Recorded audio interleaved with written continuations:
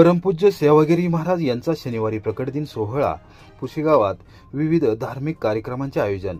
महाराष्ट्रासह कर्नाटक, आंध्र प्रदेश, तेलंगणा आणि गुजरात राज्यातील लाखो भाविकांचे श्रद्धास्थान असलेल्या पुशेगाव तालुका खटाव येथील सिद्धहस्त योगी परमपूज्य श्री सेवागिरी महाराज यांचा प्रकट दिन सोहळा शनिवार दिनांक 18 ऑक्टोबर रोजी साजरा होत आहे। यानिमित्त श्री सेवागिरी देवस्थान ट्रस्टच्या वतीने विविध धार्मिक कार्यक्रमांचे आयोजन करण्यात आले आहे, अशी माहिती मठाधिपती श्री महंत सद्गुरू परमपूज्य सुंदरगिरी महाराज आणि देवस्थान ट्रस्टचे अध्यक्ष डॉ सुरेश जाधव यांनी दिली। धनत्रयोदशी दिवशी पुशेगावमध्ये परमपूज्य श्री सेवागिरी महाराज यांचे आगमन झाले होते, त्यामुळे यावर्षीपासून महाराजांचा प्रकट दिन सोहळा साजरा करण्याचा निर्धार पुशेगावकरांनी केला आहे। तिथीनुसार शनिवार दिनांक 18 ऑक्टोबर रोजी पहाटे 5 वाजता श्रींच्या समाधीस महाअभिषेक होणार असून सकाळी 7 ते 9 लघु रुद्र व होम हवन होणार आहे।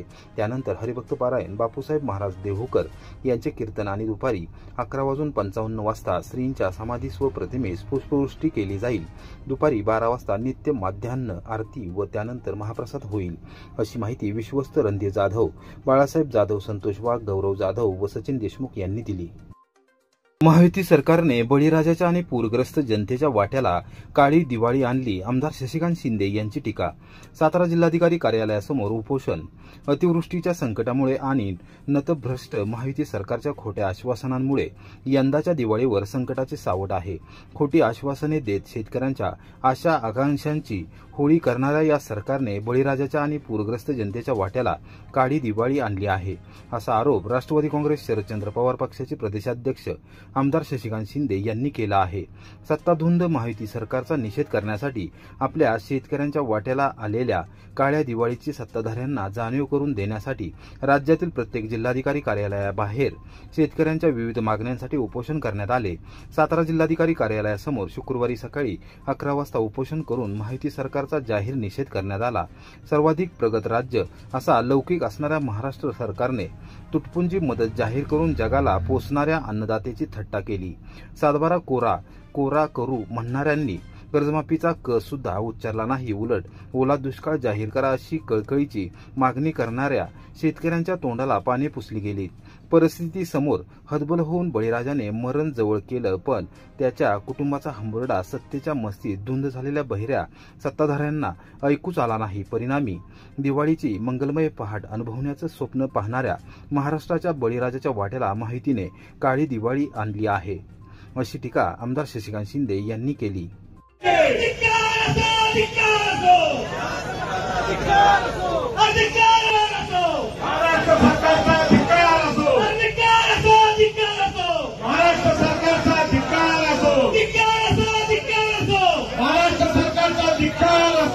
राष्ट्रवादी शरद पवार पक्षाचा, राष्ट्रवादी काँग्रेस पक्षाचा बोलतो देणार नाही। शेतकऱ्यांची कर्जमाफी झालीच पाहिजे, शेतकऱ्यांची कर्जमाफी झालीच पाहिजे। अतिवृष्टीमध्ये अडकलेल्या शेतकऱ्यांना फसवणाऱ्या सरकारचा, अतिवृष्टीमध्ये अडकलेल्या सरकारने फसवणाऱ्या सरकारचा हम सब एक है, हम सब एक है। या सातारा जिल्ह्यामध्ये सुद्धा अनेक गावांमध्ये भेटी दिल्यानंतर लोकांनी सांगितलं तर खरीच झालं नाही आणि आमच्याकडे पंचनामे ऑनलाईन वर करण्याच्या बाबतीमध्ये भूमिका घेत असताना आमच्याकडे रेंजच नाही तर पंचनामे कसे होणार। या राज्याचे मुख्यमंत्री आणि दोन्ही उपमुख्यमंत्री सरकारने सांगितलं की बळीराजाला आणि शेतकऱ्याला महाराष्ट्राच्या वाऱ्यावर सोडणार नाही। दुर्दैव आहे, पंचनामे झाल्यानंतर योग्य वेळी आम्ही या शेतकऱ्यांना मदत करू अशा प्रकारची भूमिका जाहीर करण्यात आली।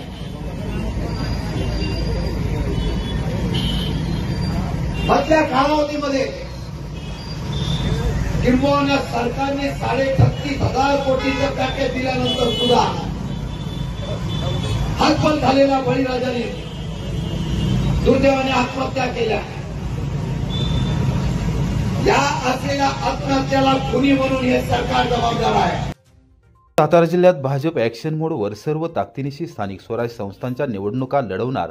साताऱ्यात कोअर कमिटीची बैठक। आगामी काळात होणाऱ्या स्थानिक स्वराज्य संस्थांच्या निवडणुकांच्या पार्श्वभूमीवर भारतीय जनता पक्षाची कोर कमिटीची बैठक सातारच्या शासकीय विश्रामधाम येथे शुक्रवारी दुपारी 4 वाजता झाली।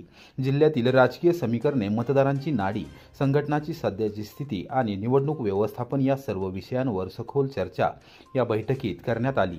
खासदार उदयनराजे भोसले, सार्वजनिक बांधकाम मंत्री शिवेंद्रसिंहराजे भोसले, ग्रामविकास मंत्री जयकुमार गोरे, जिल्हाध्यक्ष आमदार डॉक्टर अतुलबाबा भोसले, आमदार मनोजदादा घोरपडे, प्रदेश उपाध्यक्ष विक्रम पावसकर, माजी जिल्हाध्यक्ष धैर्यशील कदम, सातारा लोकसभा मतदारसंघाचे संयोजक सुनील काटकर, महिला मोर्चा जिल्हाध्यक्षा सुरभी भोसले, युवा मोर्चा जिल्हाध्यक्ष चिन्मय कुलकर्णी यांच्यासह पदाधिकारी यावेळी उपस्थित होते। बैठकीदरम्यान पक्षाच्या संघटन रचनेचा आढावा घेण्यात आला। बूथ पातळीवर कार्यकर्त्यांना सक्रिय करण्यासाठी नियोजन सादर करण्यात आले। विकासाच्या माध्यमातून मतदारांपर्यंत पोहोचण्यासाठी प्रभावी संदेश कसा द्यायचा यावर रणनीती आखण्यात आली। विविध विभाग व मोर्चांच्या कार्यपद्धतीला गती देत सर्वसमावेशक निवडणूक तयारीवर भर देण्यात आला। बैठकीत उपस्थित सर्व मान्यवरांनी एकजुटीने काम करण्याचा निर्धार व्यक्त केला, तसेच संघटन मजबूत, विजय निश्चित असा विश्वास व्यक्त केला। फलटण शहरानजीक कोळकी येथे रात्री एका गॅरेजला भीषण आग, अनेक गाड्या जळून खाक। फलटण शहरानजीकच्या कोळकी रस्त्यावर कार केअर ऑटो गॅरेजमध्ये गुरुवारी मध्यरात्री 1:30 वाजता भीषण आग लागली। या आगीमध्ये 20हून अधिक महागड्या कार जळून खाक झाल्या। आग लागण्यामागील निश्चित कारण समजू शकले नाही। फलटण तालुक्यातील हे एक नामांकित कार गॅरेज असून या गॅरेजमध्ये महागड्या कार दुरुस्तीसाठी येत असतात। फलटण नगरपालिकेच्या अग्निशमन दलाचे 2 बंब व श्रीराम सहकारी साखर कारखान्याचा 1 बंब तसेच पाण्याचे 3 टँकर घटनास्थळी दाखल झाले। नगरपालिकेच्या अग्निशमन दलाच्या कर्मचाऱ्यांनी पाण्याचा प्रचंड मारा करून आग आटोक्यात आणली। आगीत 20 महागड्या कार जळून खाक झाल्या। आग लागल्यानंतर परिसरात मोठ्या प्रमाणावर काळा धूर येत असल्याचे प्रत्यक्षदर्शींनी सांगितले। पहाटे 3:30 वाजेपर्यंत आग आटोक्यात आणण्याचे काम सुरू होते। गॅरेज परिसरातील रहिवासी परिसरात गाढ झोपेत असलेल्या रहिवाशांना धुरामुळे त्रास होऊ लागला आणि झोपेतून त्यांना जाग आली। आगीत कोणी जखमी झाले नाही। आगीमागचे निश्चित कारण समजू शकले नाही।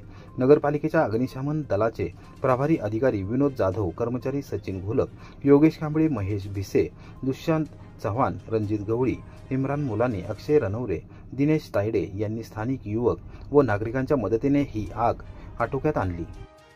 कोरेगाव शहरातील पूर्व भागात बिबट्याचा वावर, नागरिक भयभीत, वन विभागाने हाती घेतली शोध मोहीम। कोरेगाव शहरातील पूर्व भागात कुमटे फाटा, शिंदे कॉलनी, भवानी आई मंदिर परिसर, आसरे, सरस्वती विद्यालय पुढील बाजू व मागील बाजू परिसरात गुरुवारी रात्री 9 वाजण्याच्या सुमारास बिबट्या दिसला। सातारा लातूर राष्ट्रीय महामार्ग ओलांडून तो आसरे गावच्या हद्दीत गेला असल्याचे प्रत्यक्षदर्शींनी पाहिले आहे। वन विभागाने तात्काळ शोध मोहीम हाती घेतली, मात्र बिबट्या हाती लागला नाही। माजी नगरसेवक महेश साहेबराव बर्गे यांनी सांगितले की कोणावरही बिबट्याचा हल्ला झाला नाही अथवा कोणीही जखमी झाले नाही, मात्र कोणत्याही अफवांवर विश्वास ठेवू नये। या परिसरात भटकी कुत्री, कोंबड्या, शेळ्या व खोंड आहेत। त्याचबरोबर अनेक वस्तीवर पाळीव कुत्री आहेत। त्या सर्व लोकांनी दक्षता बाळगावी। शक्यतो आपले पाळीव प्राणी बंदिस्त गोठ्यात ठेवावे। गोठ्यात पुरेशी लाईट म्हणजेच प्रकाश व्यवस्था ठेवावी। तिन्ही सांज वेळेला शेतात जाऊ नये व सकाळी लवकर पूर्ण उजाडल्यावर शेतात जावावे।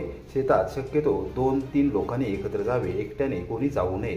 शेतात रात्री जात असाल किंवा सकाळी लवकर जात असाल तर मोबाईल हँडसेटवर गाणी मोठ्याने लावून जावे। आपल्या अस्तित्वाची जाणीव बिबट्यास करून दिल्यास तो लांब निघून जात असतो। रात्री हातात बॅटरी ठेवावी।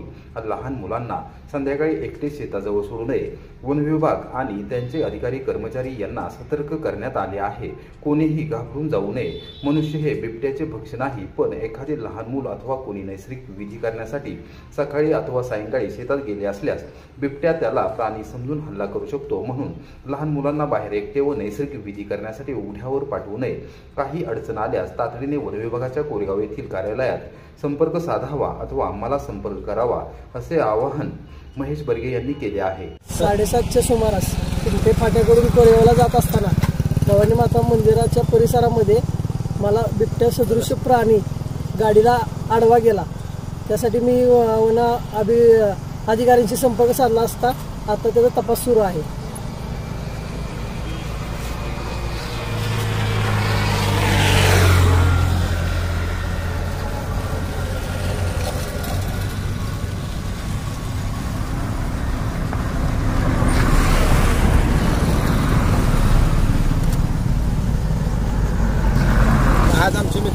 शिवाय हे कुमटे फाट्याहून कोरेगावकडे जात असताना भवानी मंदिरापाशी देवरे घराच्या आसपास बिबट्या सदृश प्राणी त्यांना दिसून आला, तरी त्यांनी लगेच वन विभागाला कळवले असता तेथील अधिकारी जगदाळे साहेब, लटके साहेब, नरळे साहेब आणि शेटे साहेब हे तत्काळ इथं हजर राहून त्यांनी भागाची पिंजून तपासणी केली.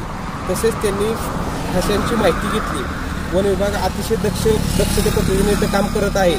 तरी पण येथील नागरिकांसाठी मी आवाहन करतो की कुमटे फाटा परिसरातील शिंदे कॉलनी असेल, जाधवपुत्री असेल, तसेच आसरी विभागातील असतील, शाळेसमोरील समूह विभाग असेल, तेथील नागरिक, शेतकरी व लहान मुलांनी तसेच महिला वर्गांनी थोडंसं संध्याकाळी किंवा रानात जाताना काळजी घेऊनच काम करावे.